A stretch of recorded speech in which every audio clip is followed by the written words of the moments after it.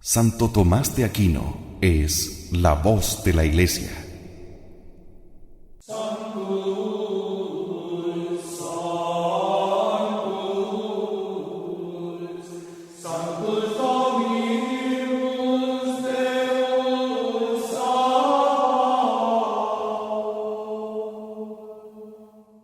La Iglesia ha tenido en el Santo Doctor la fuente infalible de la verdad revelada. Su análisis certero, justo y piadoso de la doctrina de los Evangelios es una guía imprescindible si queremos ser católicos de verdad, más aún en estos tiempos de tanta confusión. Santo Tomás de Aquino es la voz de la Iglesia. Adentrémonos en su divina sabiduría.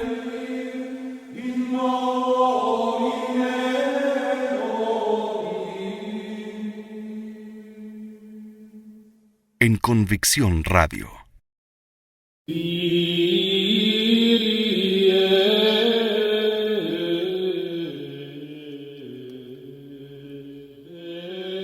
Por la gracia de Dios, nuestro Señor, estamos en un nuevo capítulo de Santo Tomás de Aquino, la voz de la Iglesia.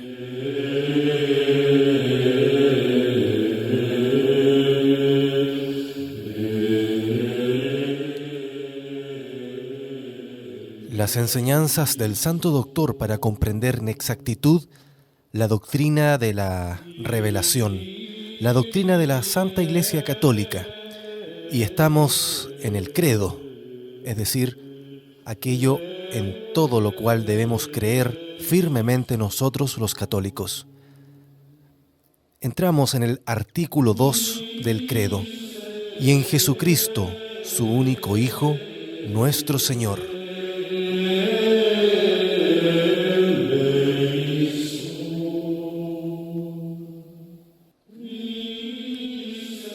No solo le es necesario a los cristianos creer en un solo Dios y en que Él es el creador del cielo y de la tierra y de todas las cosas, sino que también les es necesario creer que este Dios es Padre y que Cristo es verdadero Hijo de Dios, lo cual, como dice San Pedro, no es una fábula, sino algo cierto y probado por la palabra de Dios en la montaña.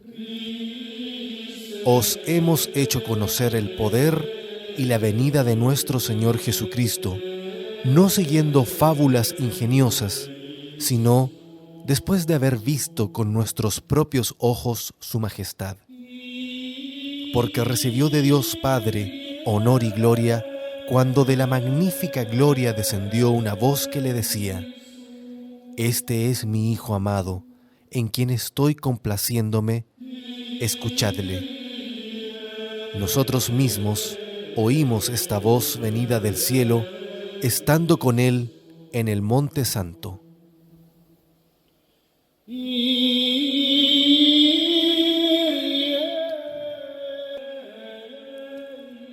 El mismo Cristo Jesús, en muchas ocasiones, llama también a Dios Padre suyo y se dice Hijo de Dios.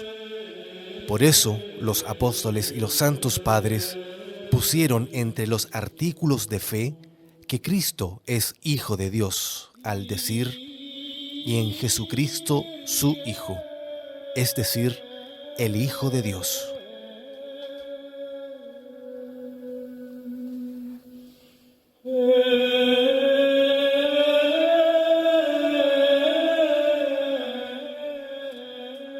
Sin embargo, hubo algunos herejes que entendieron esto de manera errónea. En efecto, Fotino dice que Cristo es Hijo de Dios exactamente como lo son los hombres virtuosos que por vivir honestamente y por cumplir la voluntad de Dios merecen ser llamados hijos de Dios por adopción. De la misma manera, Cristo dice, cuya vida fue virtuosa y conforme a la voluntad de Dios, mereció ser llamado Hijo de Dios, y también afirmó que Cristo no existió antes de la Santísima Virgen, sino que comenzó a existir cuando ella lo concibió en su seno. Y así erró doblemente, Primero, por no proclamar que Cristo es verdadero Hijo de Dios según la naturaleza. Segundo, por decir que Cristo, según todo su ser, comenzó a existir en el tiempo, mientras que nuestra fe afirma que Cristo es Hijo de Dios por naturaleza y que le es ab eterno, conforme a testimonios expresos de la Sagrada Escritura. En efecto, contra el primer error, dice la Escritura, no solo que Cristo es Hijo de Dios, sino también que es Hijo único. El Hijo único de Dios que está en el seno del Padre. Él mismo ha revelado a Dios, dice San Juan. Y contra el segundo error, el mismo Cristo ha afirmado, en verdad os digo, antes que Abraham fuese, yo soy. Ahora bien, es claro que Abraham existió antes que la Santísima Virgen. Por eso, los santos padres, en otro símbolo, contra el primer error, agregaron a las palabras, creo en Jesucristo, estas otras, su único Hijo, y contra el segundo error, nacido del Padre, antes de todos los siglos.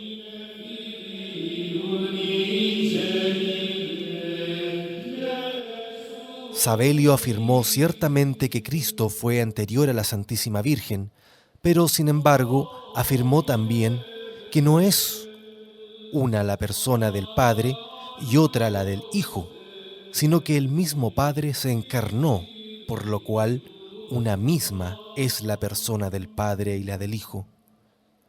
Por esto es erróneo, porque destruye la Trinidad de las personas. Contra esto está la palabra del mismo Jesús a los fariseos. No soy yo solo, sino yo y el Padre que me ha enviado. Y es evidente que nadie se envía a sí mismo. Así pues, yerra Sabelio. Por eso, en el símbolo de los padres, al referirse a Cristo, se agrega Dios de Dios, luz de luz. Es decir, debemos creer que Dios Hijo procede de Dios Padre y que el Hijo, que es luz, procede del Padre, que también es luz.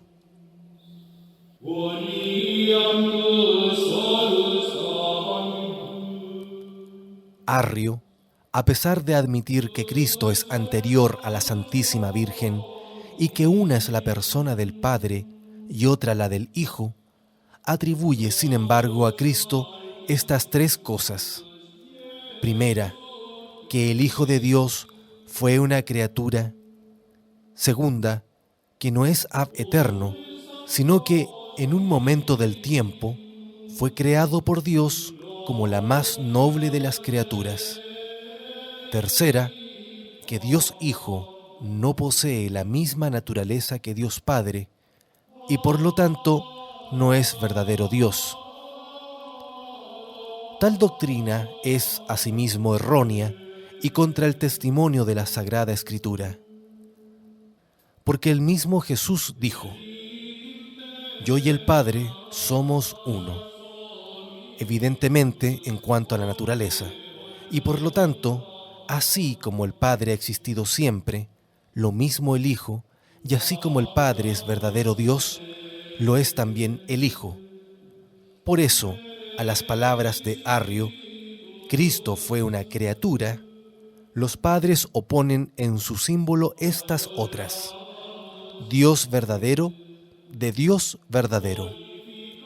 Y al error de Arrio, Cristo no existe ab eterno, sino que fue creado en el tiempo, oponen estas palabras, engendrado, no creado. Y contra el último error, Cristo no es de la misma substancia que el Padre, agregaron en el símbolo consubstancial al Padre.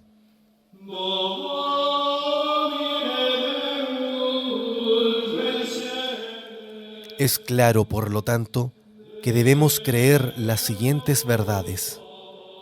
Cristo es el Hijo único de Dios, es verdaderamente Hijo de Dios.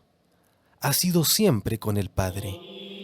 Una es la persona del Hijo y otra la del Padre. El Hijo es de una misma naturaleza con el Padre, pero estas verdades que creemos aquí por la fe, en la vida eterna las conoceremos por una perfecta visión, por lo cual, para nuestro consuelo, diremos algo de estas cosas.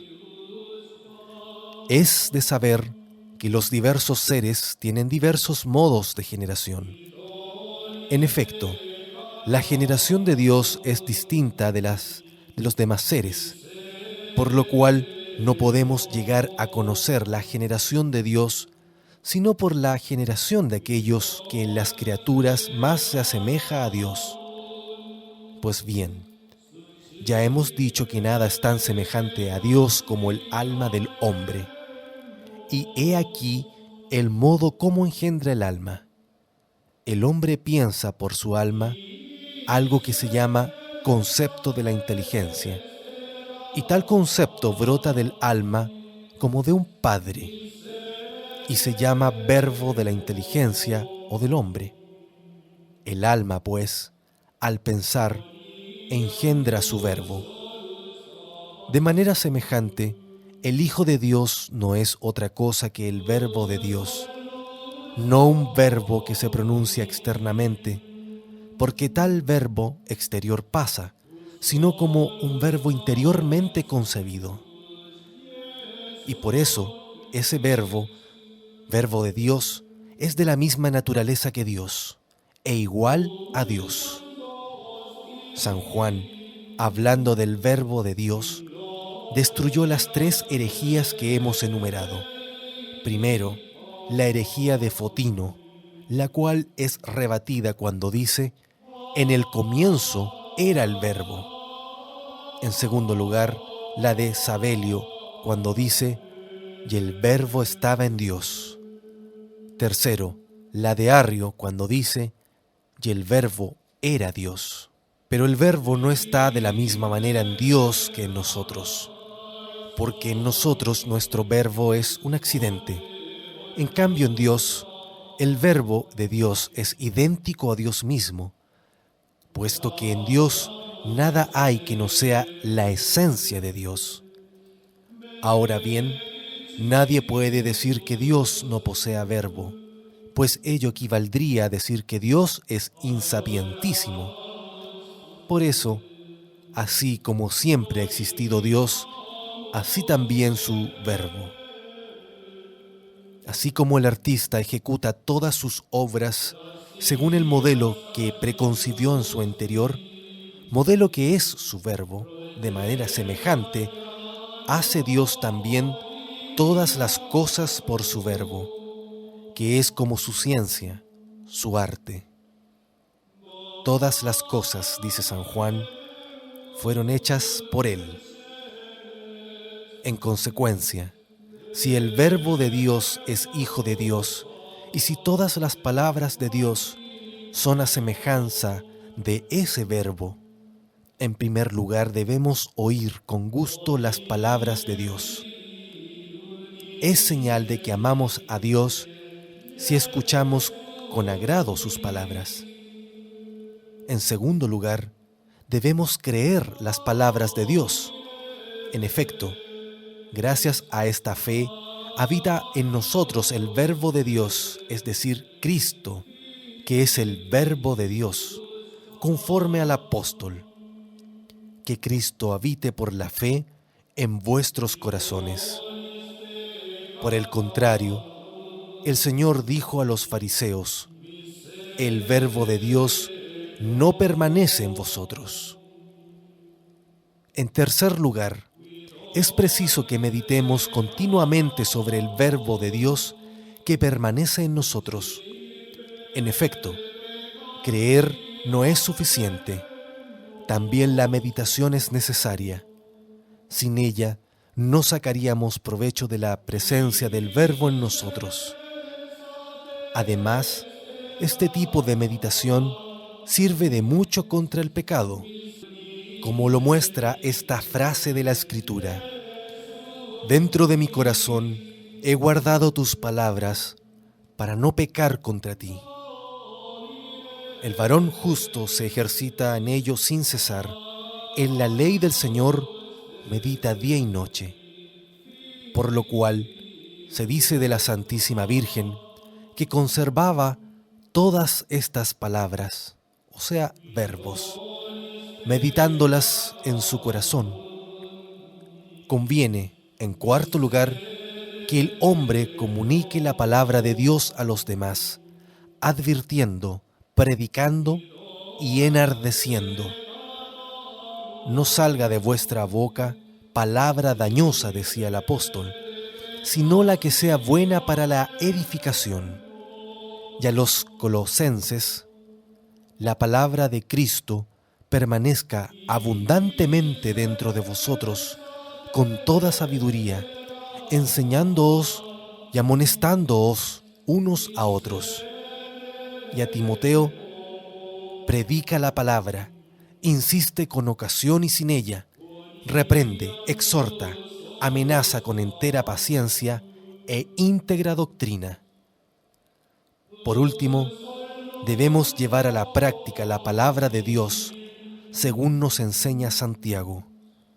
Sed ejecutores de la palabra y no tan solo sus oyentes, engañándoos a vosotros mismos. La Santísima Virgen, cuando engendró en sí el Verbo de Dios, observó por su orden estos 5 deberes relativos a la palabra de Dios. Porque primero escuchó la palabra del ángel: el Espíritu Santo vendrá sobre ti. Segundo, consintió por su fe a esas palabras: he aquí la esclava del Señor. Tercero, llevó en su seno al Verbo encarnado. Cuarto, lo dio a luz. Quinto, lo nutrió y amamantó. Por lo cual canta la Iglesia: al mismo Rey de los ángeles, la sola Virgen lo amamantó con su pecho lleno de cielo.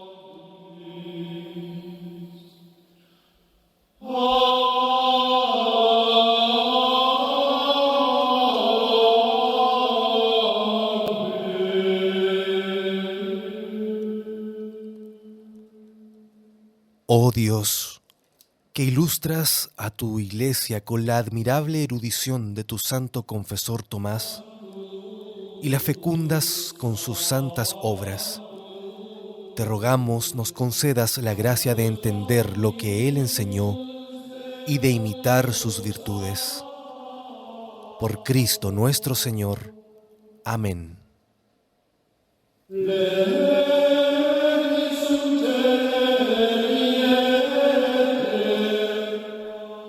Nos encontramos en el próximo capítulo de Santo Tomás de Aquino, la voz de la Iglesia. Que Dios nos bendiga a todos.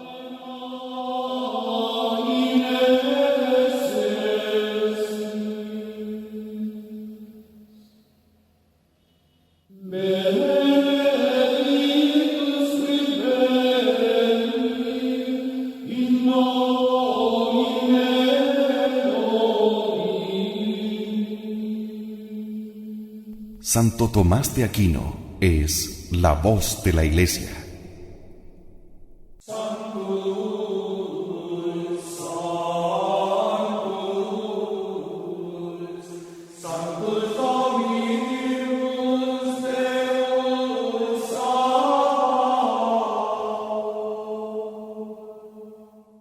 La Iglesia ha tenido en el Santo Doctor la fuente infalible de la verdad revelada. Su análisis certero, justo y piadoso de la doctrina de los Evangelios es una guía imprescindible si queremos ser católicos de verdad, más aún en estos tiempos de tanta confusión. Santo Tomás de Aquino es la voz de la Iglesia. Adentrémonos en su divina sabiduría.